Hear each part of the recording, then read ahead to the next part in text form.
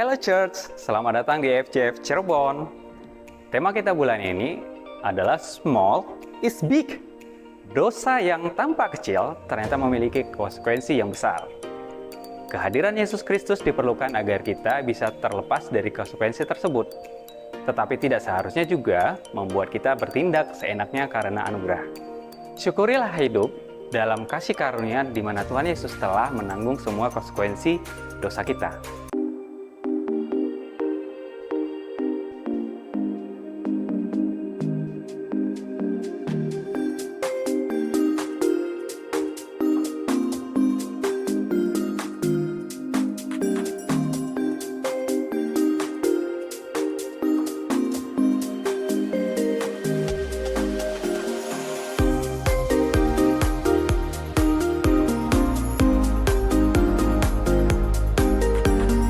Discipleship Journey Batch kedua akan dimulai pada tanggal 29 Juli 2024. Kami mengajak seluruh jemaat yang rindu untuk lebih tertanam agar dapat mengikuti journey ini. Segeralah mendaftar lewat link yang disediakan atau menghubungi care group leader masing-masing.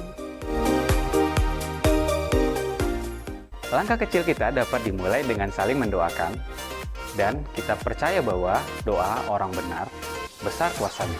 Teruslah tertanam dalam sebuah komunitas yang sehat dan mari kita bertumbuh bersama.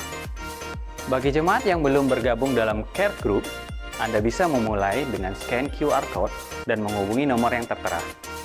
Lukas 16 ayat 10 berkata demikian, "Siapa yang setia dalam hal kecil, setia juga dalam hal besar.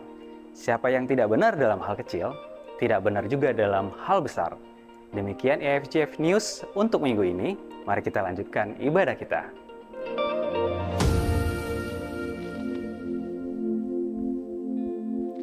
Mari kita memuji Tuhan, kita bangkit berdiri, kita mau menyembah Dia. Dia Allah yang begitu indah.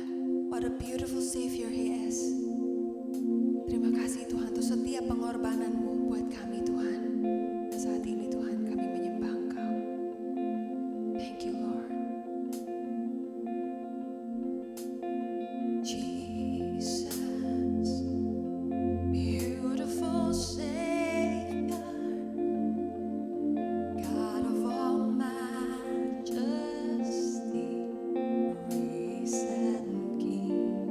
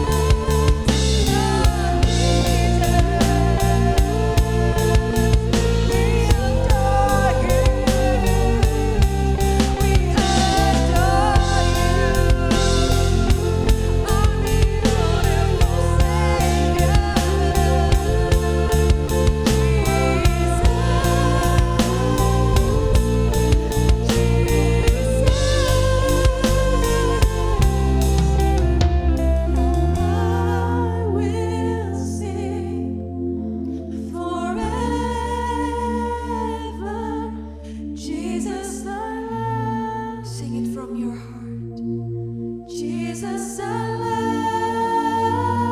love you.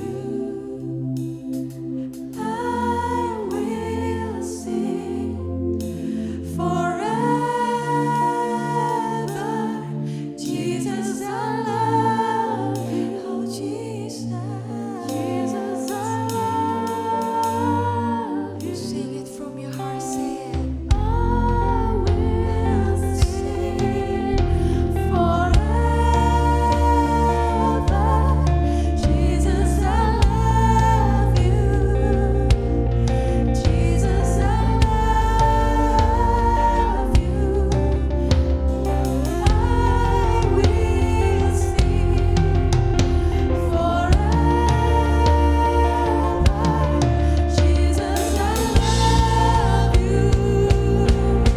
Jesus, I love you. I will sing forever. Jesus, I love you. Jesus, I love you. I will sing forever. Jesus, I love you. Jesus, I love you. How wonderful, how beautiful, name above every name, exalted high. How wonderful, how beautiful, Jesus, your name, name above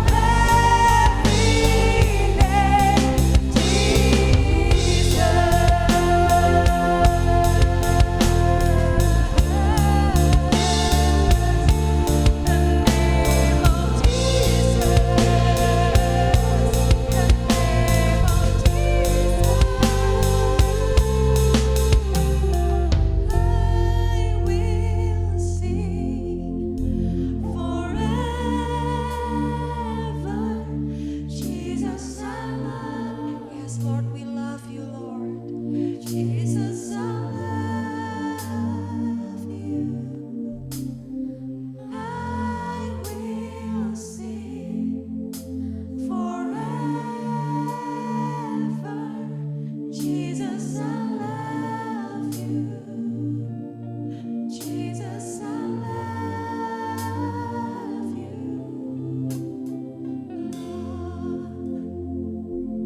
Yes, Lord, hati kami Tuhan mengatakan Jesus, we love you.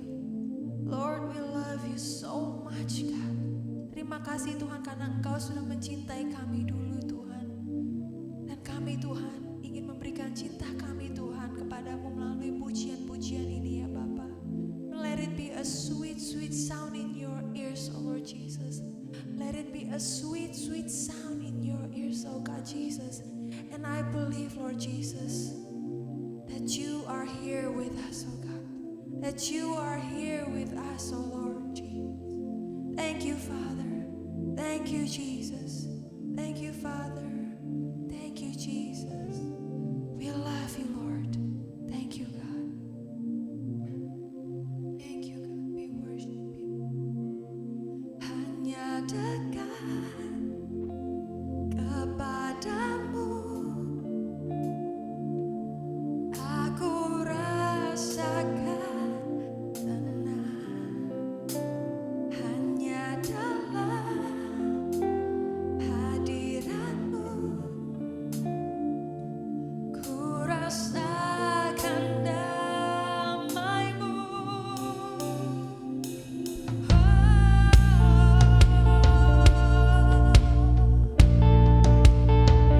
Jesus,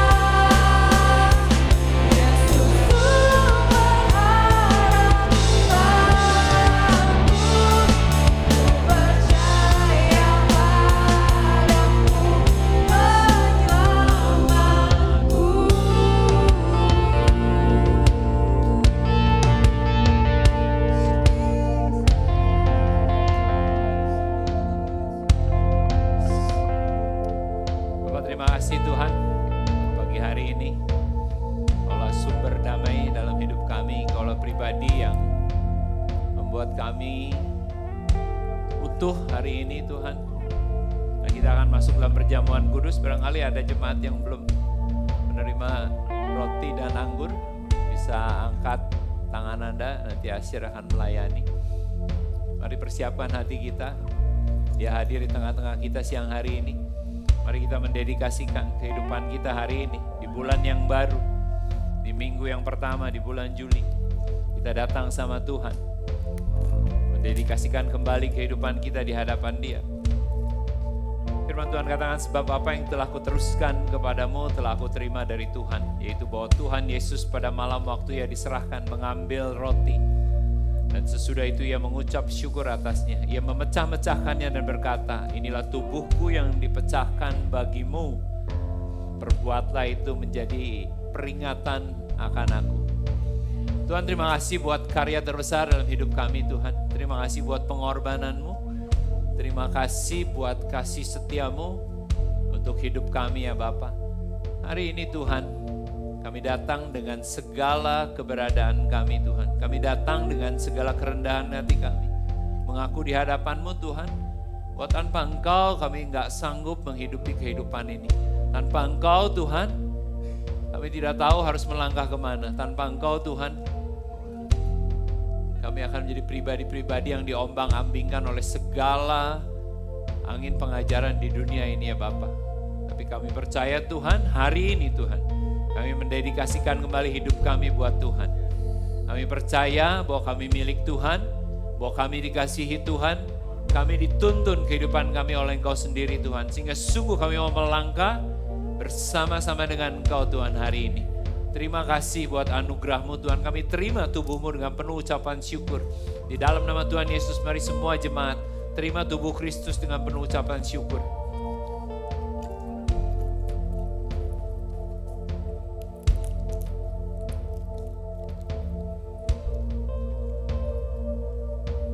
Demikian juga yang mengambil cawan sesudah makan lalu berkata, cawan ini adalah perjanjian baru yang dimeteraikan oleh darahku. Perbuatlah hal ini setiap kali kamu meminumnya menjadi peringatan akan aku.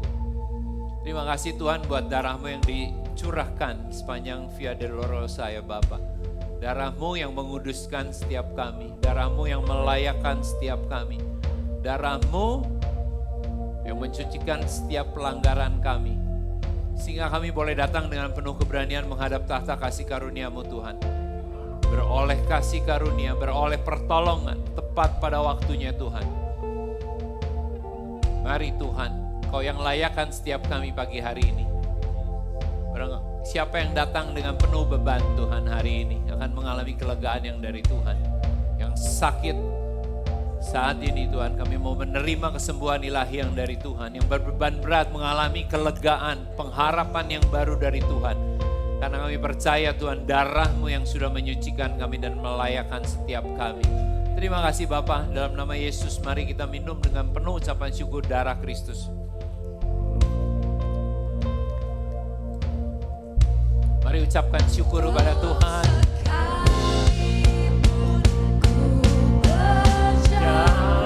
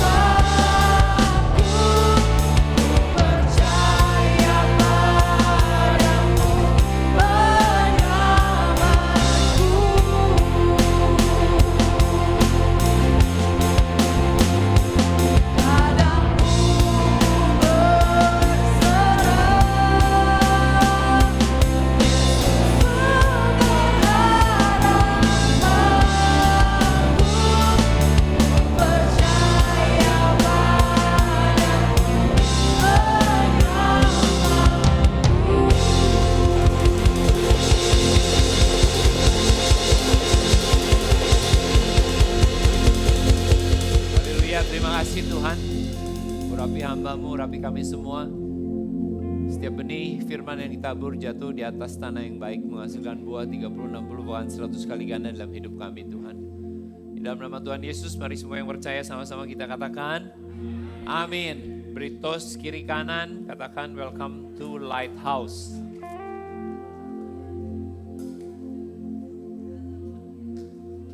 Selamat pagi Bapak Ibu semuanya, senang sekali bisa kembali ada di tengah-tengah kalian semua pagi hari ini. Di bulan yang baru, bulan Juli dengan tema baru, Small is Big. Kadang-kadang sebuah tema yang sedikit kontradiksi begitu ya, kecil tetapi besar. Dalam kehidupan hal-hal kecil memang punya dampak besar dalam hidup kita. Tadi dikatakan di news bahwa dosa yang kecil punya dampak yang sangat besar dalam hidup kita. Gak ada istilahnya dosa kecil atau dosa besar. Ya. Tetapi juga hal-hal kecil bisa punya dampak yang positif dalam hidup kita. Ketika kita setia dalam perkara kecil dikatakan, maka Tuhan akan percayakan perkara-perkara yang lebih besar. Hari ini saya ingin share dari firman Tuhan dari 1 Samuel 1 sampai 11. Ya, saya mau bacakan buat teman-teman semua. Teman-teman bisa buka di Alkitabnya, saya kasih waktu, silahkan. 1 Samuel 16 ayat 1 sampai 11. Sebuah kisah yang saya rasa gak terlalu asing buat kita semua. Berfirmanlah Tuhan kepada Samuel, berapa lama lagi engkau berduka cita karena Saul? Bukankah ia telah kutolak sebagai raja atas Israel? Isilah tabung tandukmu dengan minyak dan pergilah. Aku mengutus engkau kepada Isai, orang Bethlehem itu. Sebab di antara anak-anaknya telah kupilih seorang raja bagiku. Ayat yang kedua berkata, tapi Samuel berkata, bagaimana mungkin aku pergi? Jika Saul mendengarnya, ia akan membunuh aku, firman Tuhan. Bawalah seekor lembu muda dan katakan aku datang untuk mempersembahkan korban kepada Tuhan. Jadi memang kondisinya keotik pada zaman itu. Karena Tuhan sudah menolak Saul, Saul penuh dengan kecurigaan. Kemudian undanglah Isai ke upacara pengorbanan itu, lalu aku akan memberitahukan kepadamu apa yang harus kau perbuat. Urapilah bagiku orang yang akan kusebut kepadamu. Samuel berbuat seperti yang difirmankan Tuhan dan tibalah ia di kota Bethlehem. Para tua-tua di kota itu datang mendapatkan dengan gemetar dan berkata, adakah kedatanganmu itu membawa damai, membawa selamat, bring peace dikatakan. Jawabnya, ya benar aku datang untuk mempersembahkan korban kepada Tuhan, kuduskanlah dirimu dan datanglah dengan daku ke upacara pengorbanan ini. Kemudian yang menguduskan Isai dan anak-anaknya yang laki-laki dan mengundang mereka ke upacara pengorbanan itu. Ketika mereka masuk dan Samuel melihat Eliab, lalu pikirnya, sungguh di hadapan Tuhan sekarang berdiri yang diurapinya. Tetapi berfirmanlah Tuhan kepada Samuel, janganlah pandang parasnya atau perawakan yang tinggi. Eliab itu tinggi. Sebab aku telah menolaknya, bukan yang dilihat manusia, yang dilihat Allah. Manusia melihat apa yang di depan mata, tapi Tuhan melihat hati. Lalu Isai memanggil Abinadab, anak yang kedua, dan menyuruhnya lewat di depan Samuel. Tapi Samuel berkata, orang ini pun tidak dipilih Tuhan. Kemudian Isai menyuruh Syama lewat, tetapi Samuel berkata, orang ini pun tidak dipilih Tuhan. Demikianlah Isai menyuruh ketujuh anaknya lewat di depan Samuel. Tetapi Samuel berkata kepada Isai, semuanya ini tidak dipilih Tuhan. Kehabisan option ya teman-teman ya. Pernah teman-teman ngalamin dalam kehidupan kita udah gak punya pilihan lagi. Lalu Samuel berkata kepada Isai, inikah anakmu semuanya?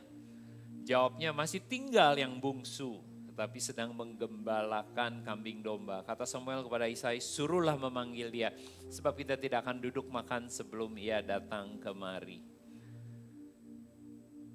Judul sharing saya kasih judul Wait for David. Di dalam kisah tadi mereka harus menunggu David. Wait for David. Di sini saya ingin tanya, topik kita small is big.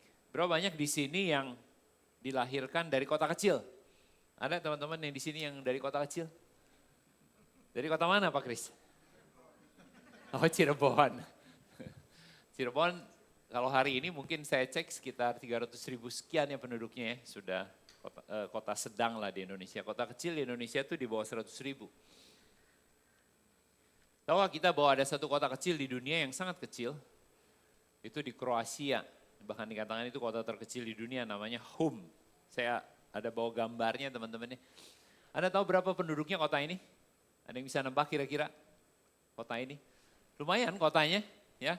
Bagus sekali, ini juga jadi tempat atraksi juga, ketinggian sekitar 400 meter di atas permukaan laut. Ini yang tinggal menurut statistik terakhir saya cek 30 orang. Kecil banget begitu ya, kecil banget. Jadi kadang-kadang masalah kecil besar itu memang sesuatu hal yang sangat relatif gitu ya. Kadang-kadang kita berpikir kita dilahirkan di kota kecil, tapi dibandingkan dengan kota ini gak ada apa-apanya gitu ya. Kadang-kadang kita merasa bahwa kota penduduk, dulu Bandung tuh abad ke-18 cuma 16 ribu begitu ya, penduduknya kecil banget gitu ya. Kalau dibandingkan hari ini udah 1,4 juta atau berapa ya, kecil banget begitu.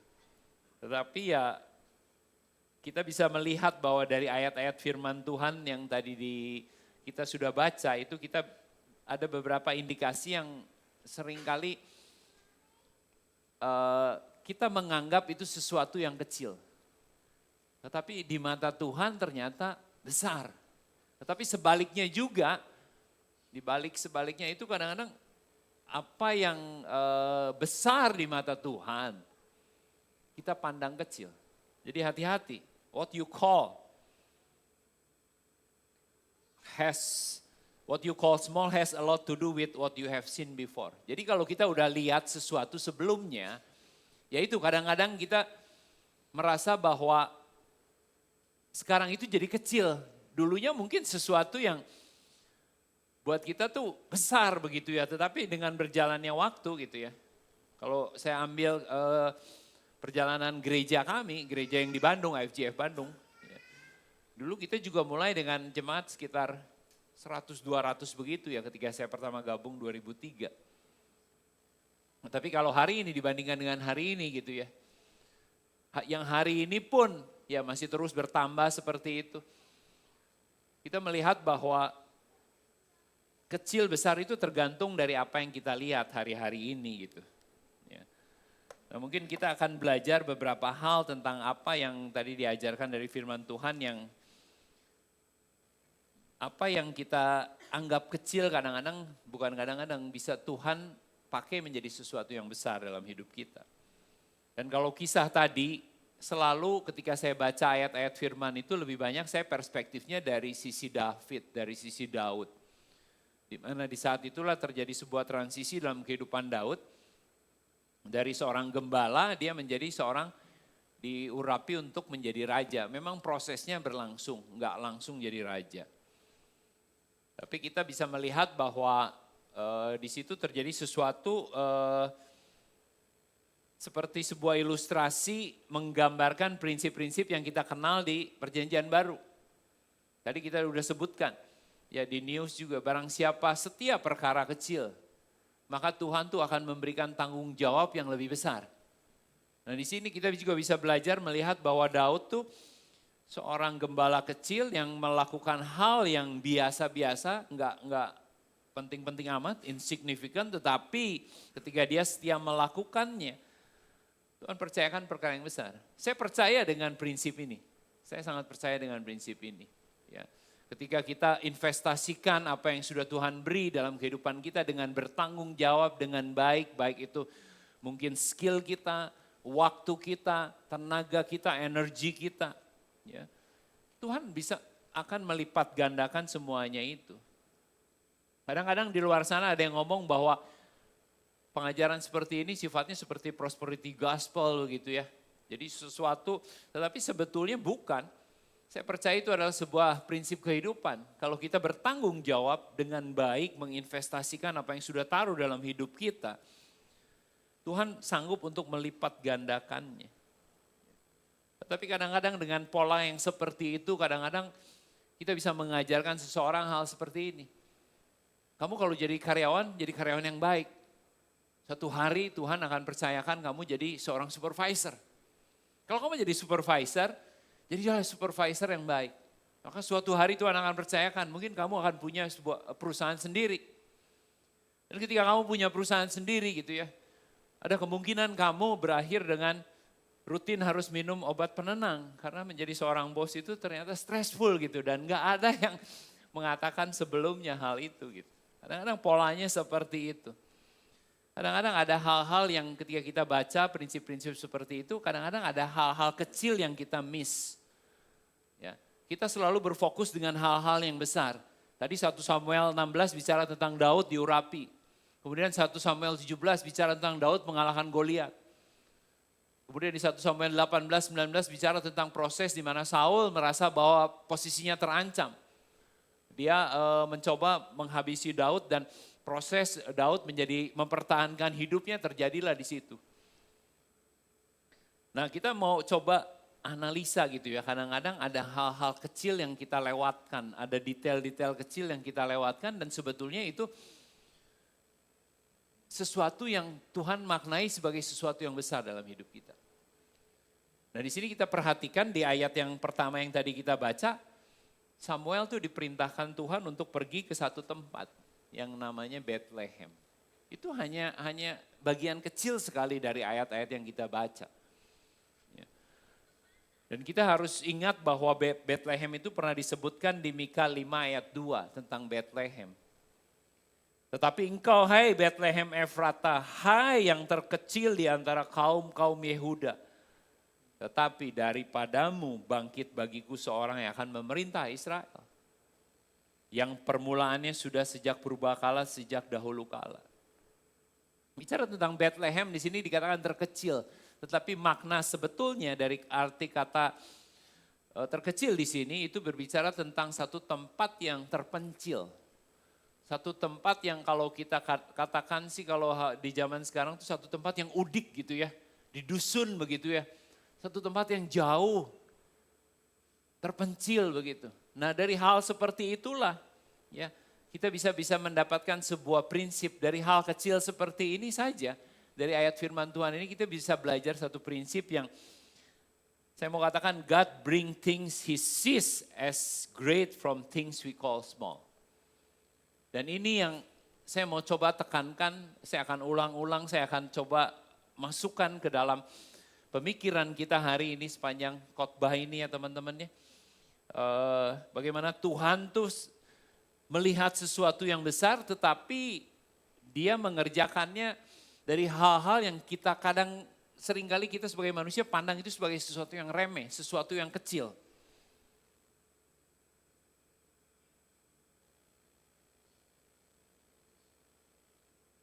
Dan ini satu hal, kita harus menyadari bahwa seringkali dalam kehidupan kita, kita tuh merasa bahwa apa yang kita lakukan dalam kehidupan kita tuh hal-hal yang remeh, hal-hal yang kecil.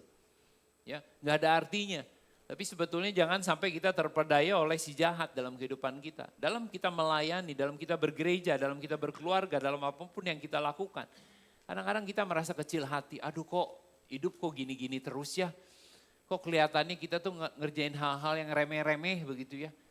Dan seringkali hal itu dipakai sama si jahat tuh kan. Lu mah cuman bisanya begitu aja ngerjain hal kecil. Tapi kita sebetulnya harus menyadari gitu ya. Justru melalui hal-hal kecil itu Tuhan mau melakukan sesuatu yang besar. Jangan sampai kita merasa bahwa apa yang kita lakukan itu hal kecil. Enggak. Ya, kita harus mengubah mindset kita hari ini. Bahwa ketika kita melakukan hal-hal yang kecil bahkan yang kita merasa bahwa itu enggak ada artinya. Sebetulnya itu sesuatu yang luar biasa yang Tuhan sedang kerjakan dalam kehidupan setiap kita. Jangan merasa bahwa enggak ada artinya, kecil semuanya. Itu sebenarnya kita sedang mempraktekkan iman kita di Efesus 3 ayat 20.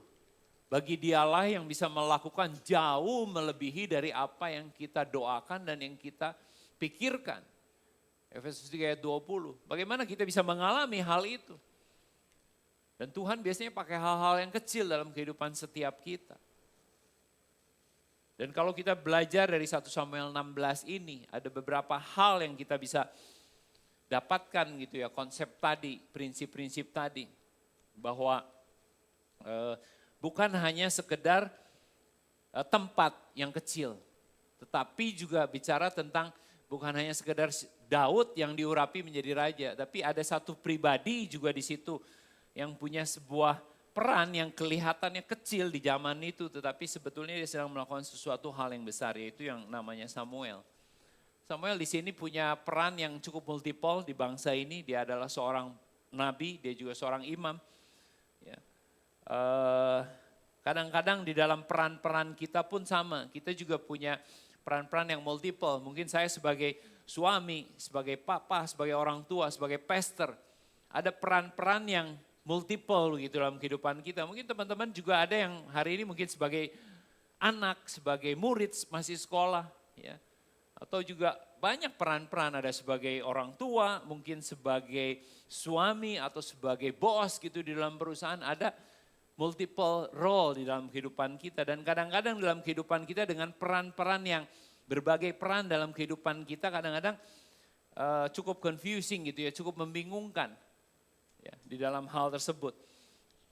Nah kita juga harus menyadari kalau kita bicara tentang Samuel, ada satu hal yang terjadi di bangsa itu yang sebetulnya di luar kendali dari Samuel itu sendiri. Sekalipun dia punya peran yang begitu banyak di bangsa Israel. Sebenarnya kalau mau dikatakan Tuhan tuh, God never really wanted Israel to have a king. Ya. He wanted to be their king. Jadi Tuhan tuh sebetulnya nggak pengen bangsa Israel punya raja. Tapi Tuhan mau dia jadi raja buat bangsa tersebut. Ya kita tahu kisah dari bangsa Israel ketika masuk tanah perjanjian, mereka nggak punya raja selama 400 tahun. Ketika ada masalah timbul maka hakim-hakim yang dipanggil sama Tuhan.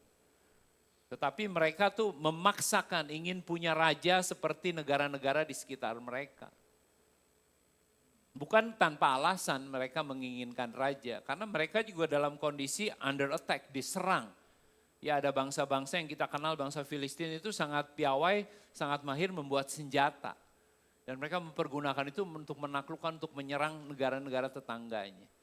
Jadi bukan suatu alasan. Ya, mereka tuh memaksakan ingin punya raja dengan tujuan untuk melindungi diri mereka. Bukan untuk melakukan sebuah langkah ketidaktaatan kepada Tuhan. Tapi hati-hati. Hati-hati di sini saya mau ada sebuah pertanyaan. Kapan upaya kita membela diri menjadi sebuah ketidaktaatan? Maksudnya bagus untuk bela diri, untuk melindungi diri kita. Tetapi itu bisa menjadi sebuah ketidaktaatan adalah ketika kita menerapkan sesuatu untuk melindungi kita yang sebenarnya menghalangi kita untuk mengalami kehadiran Tuhan. Nah ini yang dialami bangsa Israel. Mereka memaksakan ingin punya raja. Tujuannya sih baik untuk melindungi diri mereka. Tetapi justru dengan melakukan itu, mengimplikasikan itu mempunyai raja itu sebenarnya mereka sedang menghalangi untuk mereka benar-benar tidak mengalami kehadiran Tuhan di dalam kehidupan mereka.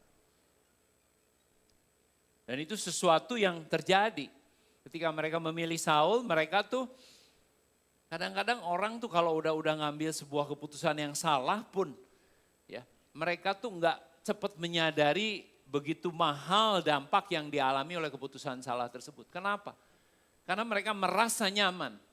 Mereka merasa nyaman, mereka punya raja. Mereka merasa nyaman punya raja yang tinggi. Dikatakan Saul itu perawakannya tinggi besar, lebih tinggi dari sebangsanya. Itu membuat sesuatu yang comfort. Tetapi mereka akan menyadari kerusakan yang begitu besar terjadi akibat dari pilihan mereka itu. Saul di hadapan orang kelihatan sebagai raja. Tetapi dia tidak bisa melihat dirinya sebagai raja. Ayatnya ada di mana? 1 Samuel 15 ayat 17. Samuel said, although you were once small in your own eyes. Saul tuh insecure orangnya. Di pandangannya dia sendiri dia merasa kecil. Did you not become the head of tribes of Israel? Tidakkah kamu menjadi penguasa, diangkat menjadi penguasa Israel? The Lord anointed you king over Israel. Tuhan tuh sudah ngangkat Saul melebihi perspektif dia melihat dirinya sendiri. Orang-orang melihat secara luar, secara fisik, secara dari luar tampilannya layak jadi raja. Tetapi dia sendiri nggak melihat dirinya sebagai raja. Dan prinsip ini seringkali dalam kehidupan juga bisa dialami. Ketika kita mendapatkan sebuah posisi tertentu tetapi secara mental kita belum siap untuk posisi itu. Sehingga kita nggak bisa melihat who I am now begitu. Siapa diri kita sekarang gitu. Sebenarnya Tuhan sudah angkat dia, Tuhan sudah urapi dia. Tetapi karena insecurity-nya dia selalu melihat dirinya kecil. Makanya gak heran, Saul tuh melakukan begitu banyak hal yang mendukakan hati Tuhan. Dia selalu mengandalkan perasaannya. Dia selalu mengandalkan panca inderanya daripada dengar-dengaran kepada Tuhan. Dia mengandalkan secara jasmani. Dia tidak hidup di dalam tuntunan roh. Dia lebih banyak melakukan dosa daripada menyenangkan hati Tuhan. Karena memang dia melihat dirinya nggak sesuai dengan apa yang dia diharuskan sebetulnya dipromosikan oleh Tuhan. Dan kita kalau lihat di 1 Samuel 16 bahwa Tuhan udah capek sama Saul. Saul udah done di hadapan Tuhan. Di ayat dikatakan, bahkan di ayat awal, aku sudah menolak dia sebagai raja atas Israel. I'm done with Saul. Tuhan mengatakan seperti itu dan bahkan dia melakukan seperti itu bahkan sebelum Samuel berduka untuk apa yang Saul lakukan di dalam pelayanannya. Karena Samuel sudah invest cukup banyak dalam kehidupan Saul. Dia mencoba menegur Saul, dia mencoba memperbaiki Saul. Dia mementor dia, mengcoaching dia, tetapi Saul tidak berubah. Kadang-kadang dalam kehidupan, ada hal-hal yang sudah Tuhan angkat dalam hidup kita, tetapi kita masih tetap berpegang kepada itu dan gak mau melepaskannya. Di sini ayat ini menjelaskan hal seperti itu. Tuhan udah gak berkenan sama Saul. Tetapi dalam kehidupan kita, mungkin ada hal-hal yang Tuhan mau potong dalam hidup kita.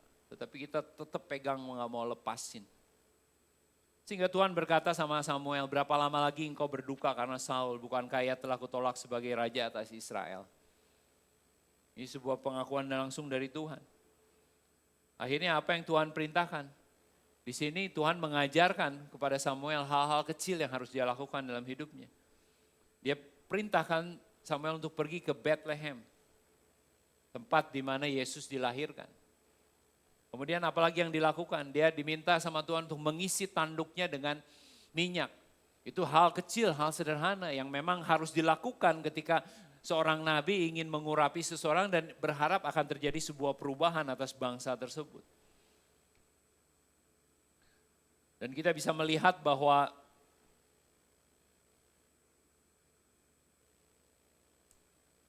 ada satu pernyataan sebelumnya di sini tadi saya udah jelaskan, Saul looked like a king to everybody else but he never saw himself that way. Dan kemudian yang menarik dari perintah Tuhan kepada Saul ketika dia disuruh mengurapi orang yang akan kupilih, dia sudah tunjukkan tempatnya Bethlehem, dia kasih tahu harus mengisi tanduknya dengan minyak, tetapi satu hal yang Tuhan gak ngomong, siapa yang harus diurapi? Dia nggak cerita siapa yang harus diurapi. Coba kalau dia udah cerita yang harus diurapi yang namanya David, yang namanya Daud. Dia nggak perlu melewati 7 proses itu. Ini enggak. Ada nggak yang lain gitu ya. Sama kalau kita makan ke restoran gitu ya. Kalau udah tahu yang paling enak di restoran itu kita udah nggak pusing. Ini nih yang recommended nih. Tapi Tuhan nggak melakukan itu. Tujuannya apa? Sebenarnya Tuhan ingin mengajar Samuel ya, untuk mengalami sebuah proses yang namanya the process of elimination dalam hidup kita. Sometimes God will take you through the process of elimination. Hati-hati dalam hidup kita ada proses eliminasi. Seringkali kadang-kadang kita manusia tuh gampang terpedaya dengan satu hal yang muncul di hadapan kita, kelihatannya bagus, kelihatannya oke, ini dari Tuhan. This is the final answer from God. Itu first option yang muncul.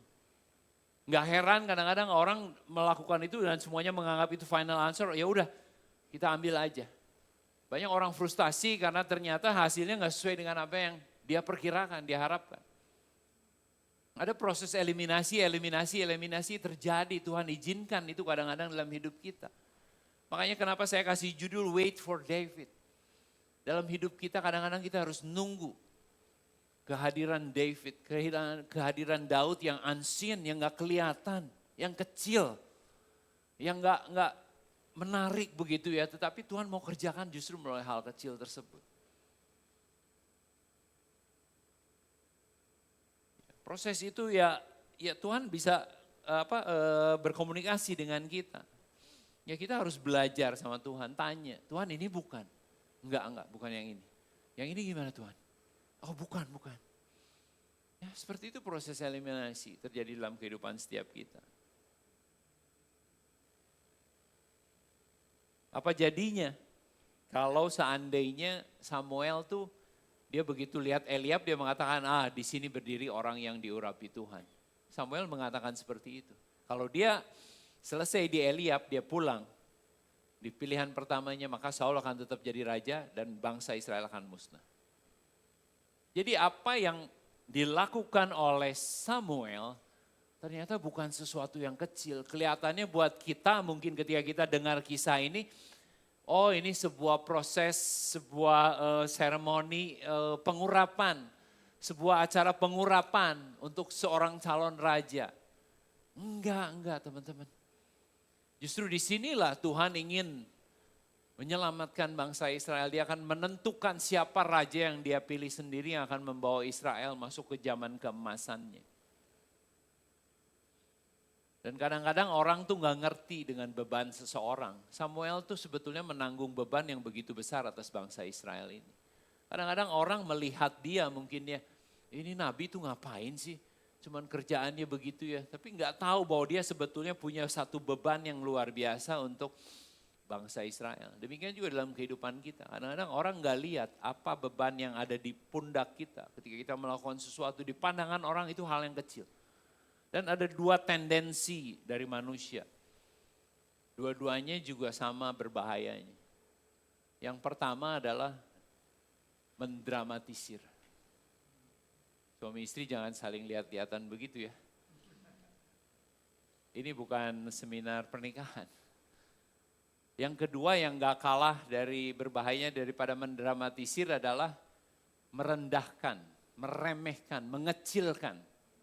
Yang satu mendramatisir tuh bicaranya, aduh ini jelek banget, ini yang paling jelek yang pernah kita alami. Enggak pernah kita ngalamin sejelek ini. Selalu kata-katanya dikatakan, dia tuh selalu, dia tuh enggak pernah. Nah itu mendramatisir. Dia tuh enggak pernah ngomong yang manis sama saya. Walaupun pada kenyataannya dia udah 17 kali ngomong, cuman mungkin yang ke-18 kali satu aja ngomong yang enggak manisnya. Tetapi kita kalau orang dramatisir begitu. Perhatikan aja kata-katanya. Dia selalu pakai selalu.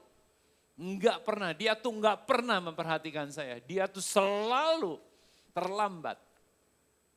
Itu mendramatisir. Dan itu enggak bagus. Itu tendensi kecenderungan manusia. Tetapi yang kedua juga yang enggak kalah berbahayanya daripada mendramatisir adalah mendowngrade atau downplay. Meremehkan, mengecilkan arti seseorang. Buat Samuel ini adalah sebuah big moment. Tapi seringkali orang melihat, itu hanya sekedar pengurapan saja. Kadang-kadang dalam kehidupan kita, tanpa sengaja ataupun dengan sengaja kita bisa mengecilkan orang lain. Kalau kita ngobrol sama orang tuh ada orang yang istilahnya selalu ingin di atas kita. Kamu liburan kemana? Saya pergi ke pantai. Oh kamu ke pantai, saya ke Mars. Saya beli pulau.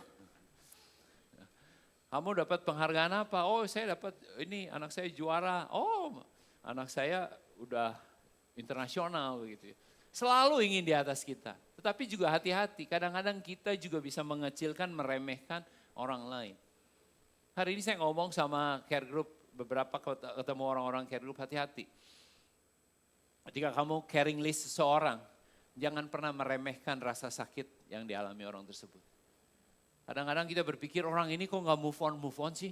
Kok dari dulu ngomongnya gitu-gitu terus sih? Buat saya itu urusan remeh, saya udah melalui yang kayak gitu, saya udah melalui yang jauh lebih berat dibandingkan itu.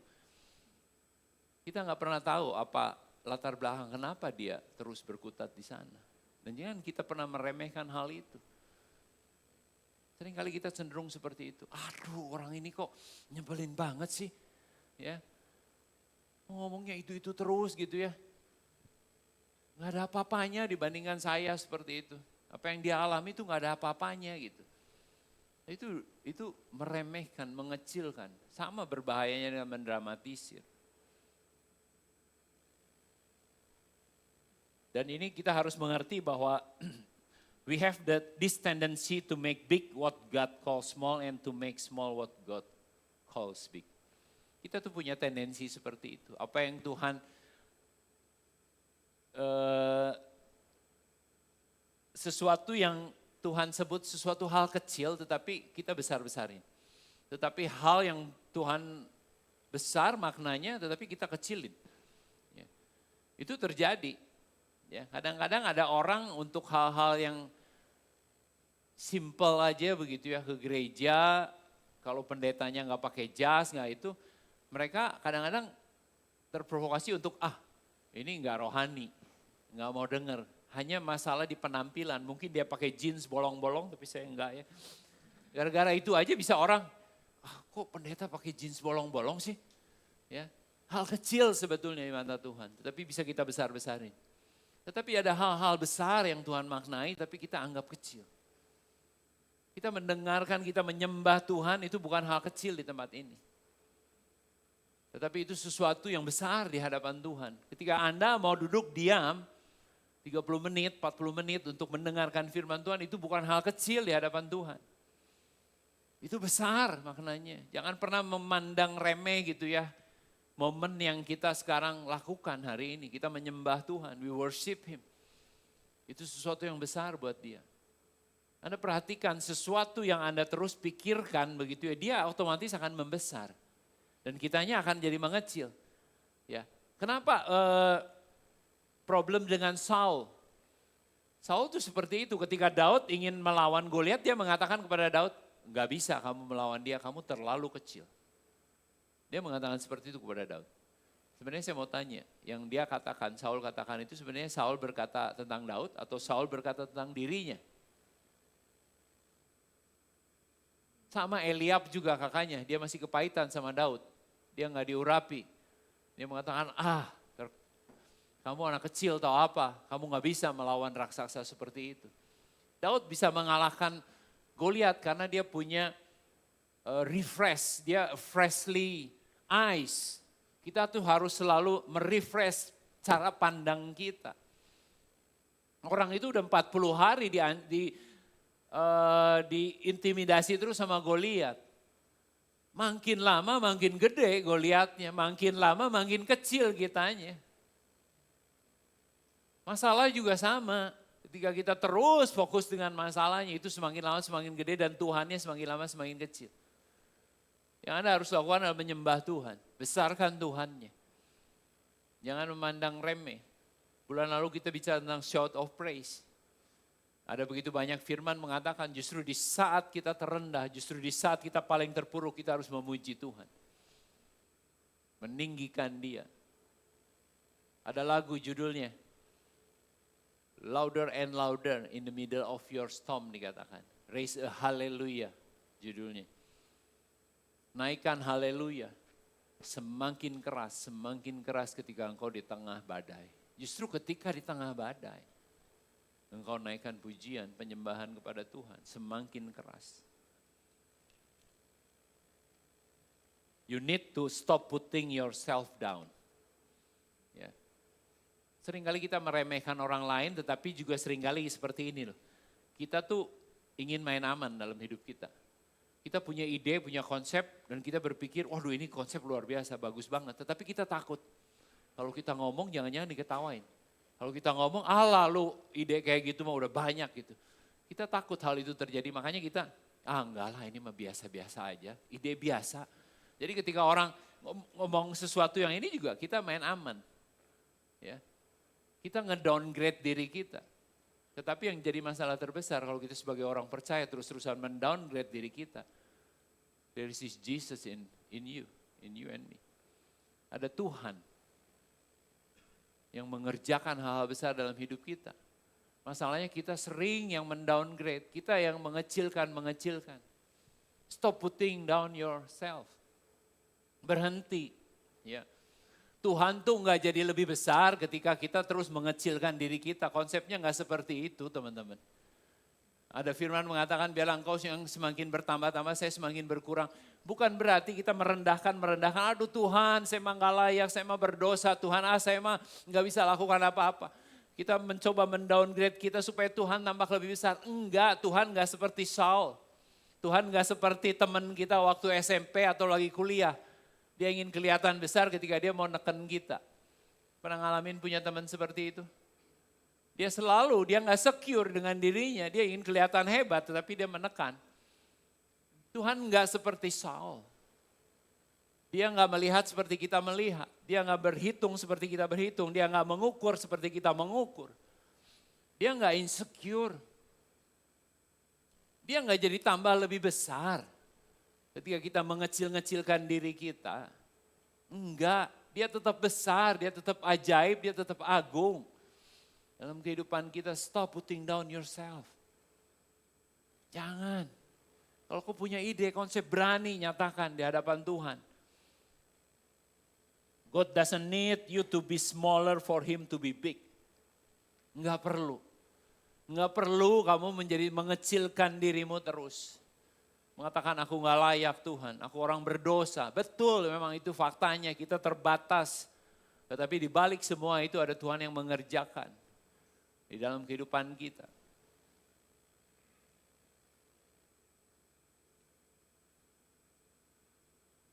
Your life is not small to God. Kalau Anda berpikir bahwa hidup kita kecil di hadapan Tuhan, enggak. Your life is matter for God. Tuhan mau mengerjakan pekerjaan-pekerjaan besar melalui hal-hal kecil dalam hidup kita. Seringkali kita berharap untuk hasil yang langsung, tetapi Tuhan tuh ingin sesuatu yang punya dampak yang abadi dalam kehidupan kita. Kita ingin yang instan, langsung jadi, langsung heboh, langsung viral. Hal yang kecil itu mengendalikan hal-hal yang besar. Yakobus 3 menjelaskan tentang hal ini, yaitu tentang lidah. Lidah adalah bagian kecil dari tubuh manusia, tapi dia diumpamakan seperti kemudi kapal. Kapal itu besar banget, tapi dia bisa dikendalikan oleh kemudi yang sangat kecil. Itu bicara tentang lidah. Kemudian Yakobus mengatakan seperti kekang kuda. Kuda itu sebuah hewan yang sangat powerful, yang kekuatannya besar banget, tetapi bisa dikendalikan oleh sebuah kekang kuda. Ya. Lidah kita tuh punya kekuatan yang besar. Lidah itu mengendalikan dalam kehidupan kita. Perhatikan apa yang kau katakan ketika engkau dalam fase frustasi dalam hidupmu.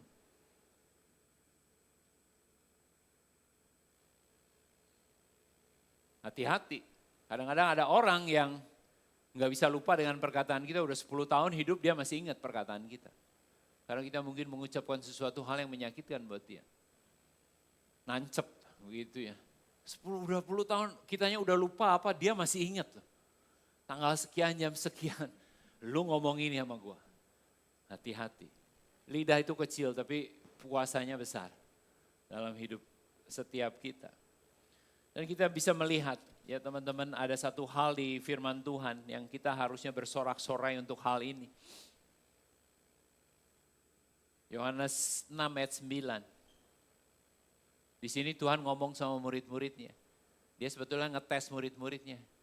Gimana ya kita kasih makan orang banyak ini, dari mana kita bisa beli roti untuk orang sebanyak ini? Di ayat firmannya dikatakan bahwa sebenarnya Tuhan sedang ngetes muridnya. Dan kemudian akhirnya mereka menemukan. Dikatakan, here is a boy with 5 small barley loaves. Small barley loaves. Bukan big fat barley loaves. No, small. And 2 small fish. 2 ikan kecil dan 5 ketul roti kecil. Dalam bahasa Indonesia nggak disebutkan. Ini versi NIV dikatakan small. How far will they go among so many? Tuhan adalah Tuhan yang mau melakukan melalui hal kecil dalam kehidupan kita.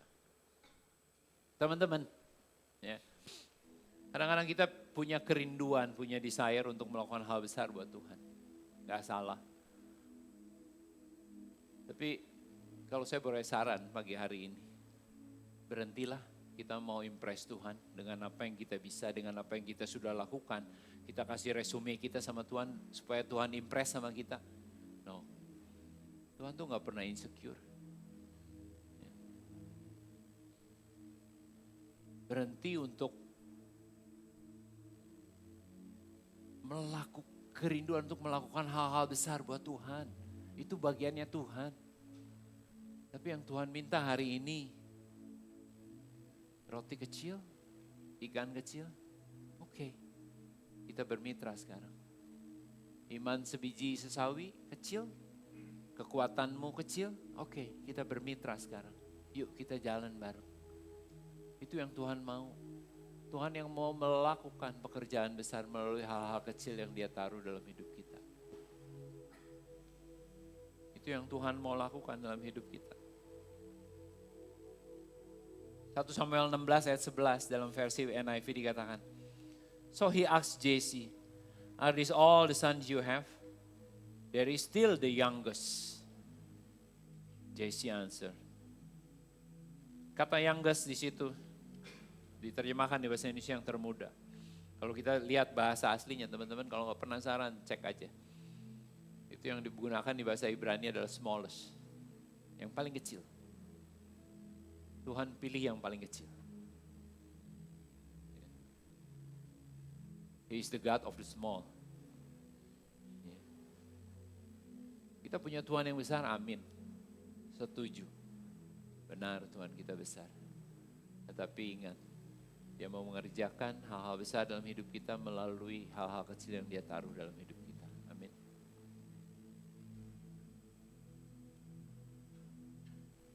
What Jesse called small, Samuel crowned as king. Apa yang disebut paling kecil menurut Isai, tapi dimahkotai menjadi seorang raja. Saya berharap kita belajar prinsip sederhana. Tuhan tuh mau melakukan hal yang besar dalam hidup kita tanpa kita harus berupaya mati-matian mempertunjukkan nih kebisaan gue Tuhan. Dia gak pernah impress dengan hal-hal seperti itu.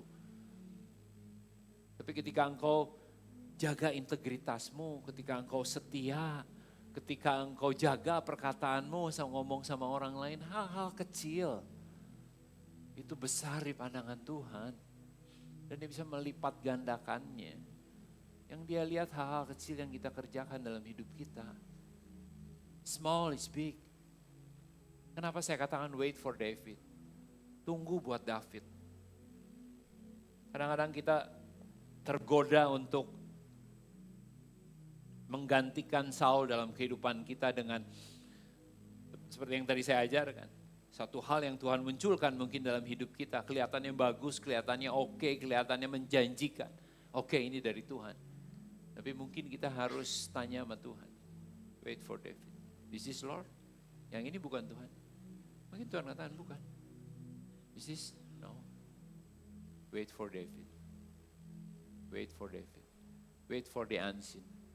Yang gak kelihatan, yang gak semarak, ya. Tetapi Tuhan mau lakukan. Hal yang sederhana teman-teman. Pernikahan hancur gara-gara texting, gara-gara WhatsApp bisa. Ketika kita memperlakukan pasangan kita hanya sebagai seorang asisten, kita berkata-kata dengan satu perkataan yang seperti memerintah seperti itu. Jangan lakukan hal itu. Saya belajar hari ini dalam kehidupan saya nggak mau terlalu mendramatisir sesuatu, tapi saya juga nggak mau meremehkan sesuatu. Oke, kalau ada sesuatu yang pahit nggak apa-apa, kita move on jalan. Tapi kadang-kadang ada hal-hal yang menyakitkan, nggak ada salahnya mourning, nggak ada salahnya berkeluh kesah kepada Tuhan. Nggak ada salahnya kita ngomong sesuatu, aduh Tuhan ini menyebalin banget nih orang. Dia harusnya dukung saya tapi dia mengkhianati saya. Ini orang brengsek banget Tuhan. Dia harusnya jaga perkataannya tapi dia ngomong asal. Nggak masalah kita ngomong seperti itu, jujur di hadapan Tuhan. Tanpa meremehkan. Ya. Tapi sekali lagi jangan mendramatisir tapi juga jangan meremehkan. Setiap orang punya pergumulannya masing-masing. Saya undang Bapak Ibu bisa bangkit berdiri hari ini. Kita angkat satu pujian dan biar ini jadi pujian ini menjadi doa setiap kita untuk menyatakan kebesaran Tuhan dalam hidup setiap kita.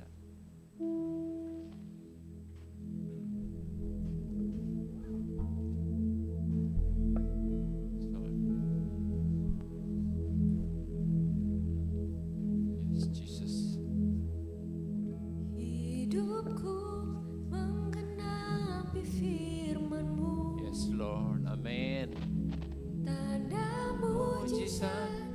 sertai tiap langkahku. Kau bersamaku di dalamku, jadi bukti kebesaran-Mu. Benar Tuhan.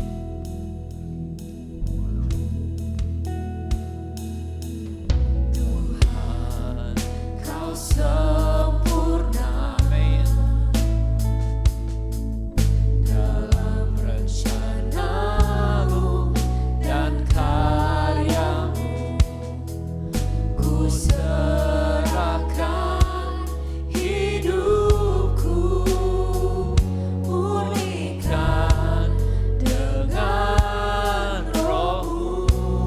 Tuhan, Tuhan, Kau sempurna, amin, yes Lord, dalam rencana-Mu dan karya-Mu. Ku serahkan hidupku, murnikan dengan Roh-Mu. Nyatakan dengan hidupku menggenapi firman-Mu, yes Lord. Tanda mujizat sertai tiap langkahku. Kau bersamaku di dalamku, jadi bukti kebesaran-Mu.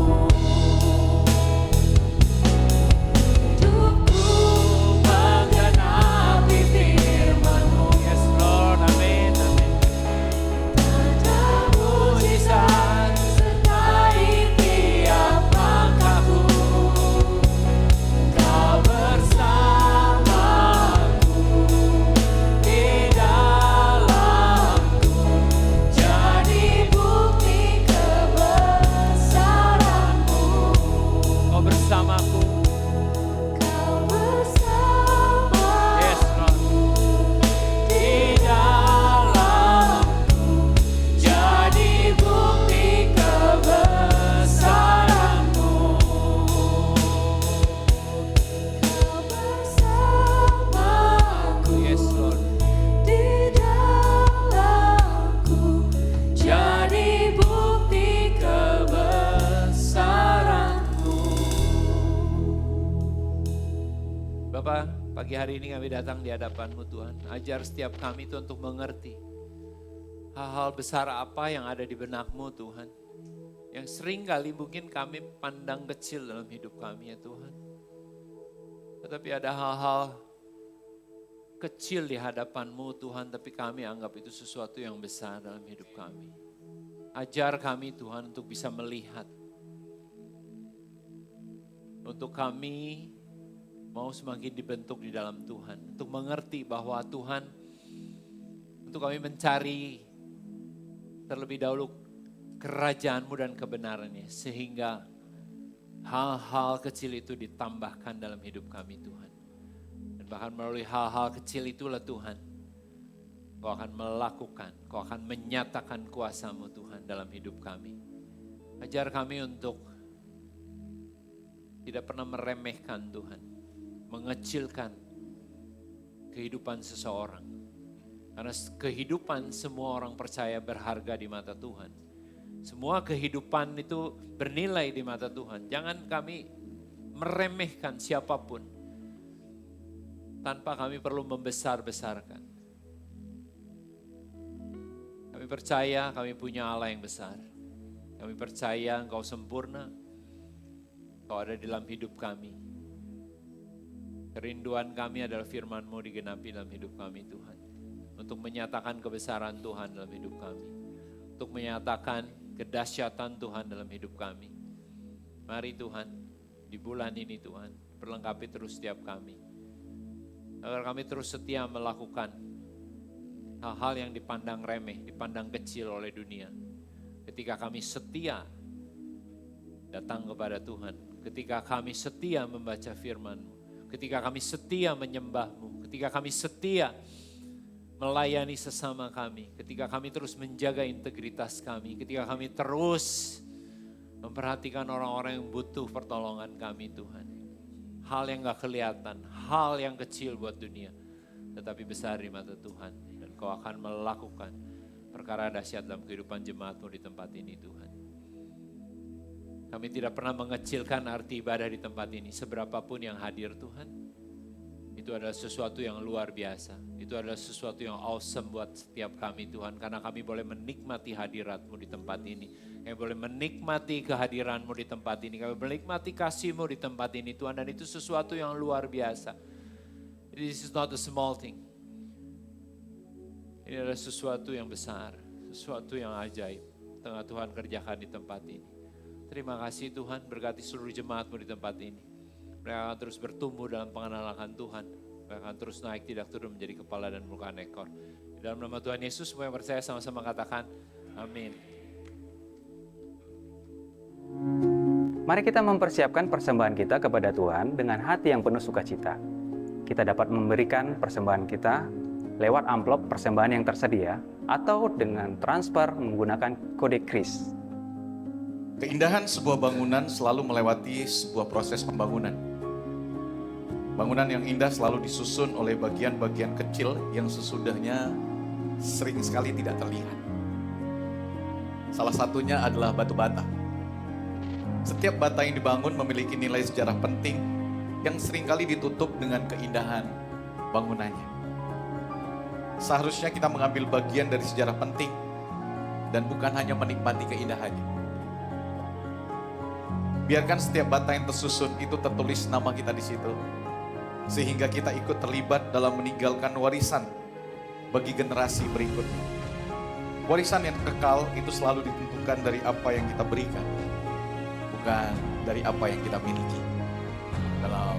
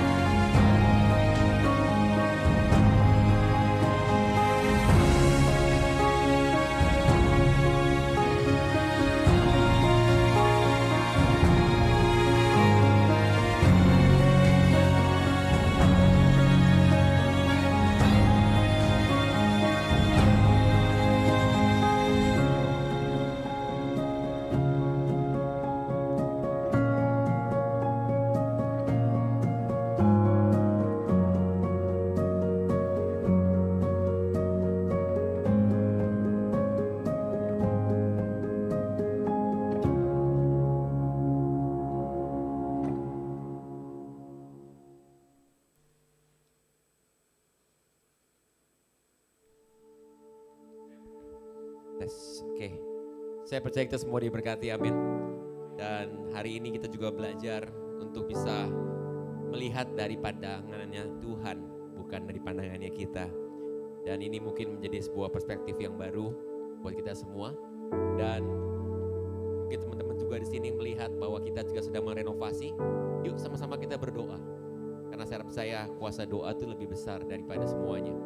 Dari setiap yang ada kekurangan, apapun, saya percaya Tuhan akan genapi dan Tuhan akan semuanya akan lengkapi semua. Yuk bangkit berdiri.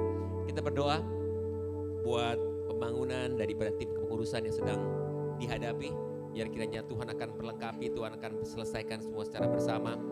Dan sekali lagi terima kasih buat Pastor Sandy yang sudah datang memberikan firman buat kita semua, memberikan gambaran baru, dan juga thank you buat teman-teman dari FCF Bandung juga yang datang tempat ini. Let's pray. Bapa, kami mengucap syukur, kasih-Mu, anugerah-Mu begitu besar di dalam kehidupan kami, khususnya jemaat-Mu Tuhan di FCF Cirebon, di mana saat ini kami berdoa pertama untuk renovasi Tuhan rencana yang sedang dilakukan oleh kepengurusan di FCF Cirebon. Biar kiranya Tuhan Kau yang perlengkapi setiap langkah demi langkah yang kami harus lakukan. Biar kiranya Tuhan Kau sendiri Tuhan yang terus Tuhan memimpin, Kau yang memberkati, Kau yang membuka. Kami mengucap syukur sekali lagi untuk semua hal yang boleh terjadi. Karena kami tahu, kami tidak meremehkan semua hal yang ada di dalam kehidupan kami dan khususnya gereja-Mu. Kami memberkati Tuhan untuk setiap pemberian yang ada Tuhan yang masuk, mulai dari sumbangan, dari alat-alat, sumbangan dari alat musik yang diberikan oleh jemaat-Mu. Dan juga ada dana-dana yang sudah masuk Tuhan. Dan kami berdoa untuk setiap kekurangan yang ada, akan ada penggenapan yang terjadi di dalam nama Tuhan Yesus. Bapak, kami berdoa juga hari ini secara khusus Tuhan untuk persembahan kami. Di mana kami membawa persembahan di dalam amplop-amplop kami, ataupun kami pun mentransfernya dengan kris, ataupun dengan secara transfer ke setiap rekening gereja Tuhan. Baik persepuluhan, baik persembahan biasa atau apapun yang kami bawa. Biarlah kami membawa ini Tuhan. Ketika kami mengangkat setiap persembahan kami ini, biarlah kiranya Tuhan persembahan yang kami angkat ini menjadi harum di mata-Mu sendiri. Karena kami mengembalikannya kepada Engkau sendiri. Karena semua yang kami nikmati, yang kami ada Tuhan, adalah milik Engkau sendiri. Bapak, kami mengucap syukur sekali lagi untuk persembahan yang ada. Dan biarlah kiranya Tuhan Kau bawa dan Kau berkati kehidupan kami lebih lagi. Dengan kelimpahan, dengan kesehatan, dengan kesejahteraan, dengan kebahagiaan dan semuanya Bapak. Dan Bapak, dan jemaat yang terkasih, tiba saatnya untuk kita mengakhiri pada kita. Marilah kita mengangkat tangan kita dan terimalah. Jemaat yang terkasih, Tuhan memberkati engkau. Segala berkat ini akan datang kepadamu dan menjadi bagianmu. Engkau diberkati di dalam kotamu, engkau diberkati di dalam ladangmu, engkau diberkati dalam buah kandunganmu dan setiap hasil-hasil yang kau kerjakan. Sehingga perbendaraannya sendiri yang melimpah akan dibukakan bagimu. Engkau diberkati ketika kau masuk, engkau akan diberkati ketika kau keluar dari rumahmu. Tuhan yang melindungi engkau, yang membiarkan setiap musuh-musuh yang maju berperang melawan engkau tak akan terpukul kalah dengan sendirinya. Tuhan menyertai engkau dengan wajahnya, memberi engkau kasih karunia, mengangkat engkau menjadi kepala bukan menjadi ekor, dan engkau terus naik dan bukan turun, sehingga kasih anugerah, damai sejahtera akan bersama dengan kita semua di dalam nama Bapa dan Putra-Mu Yesus Kristus bersama dengan Roh Kudus mulai hari ini sampai Maranatha. Amin. God bless you. Happy Sunday. Tuhan berkati. See you next week. Enjoy the fellowship. God bless you.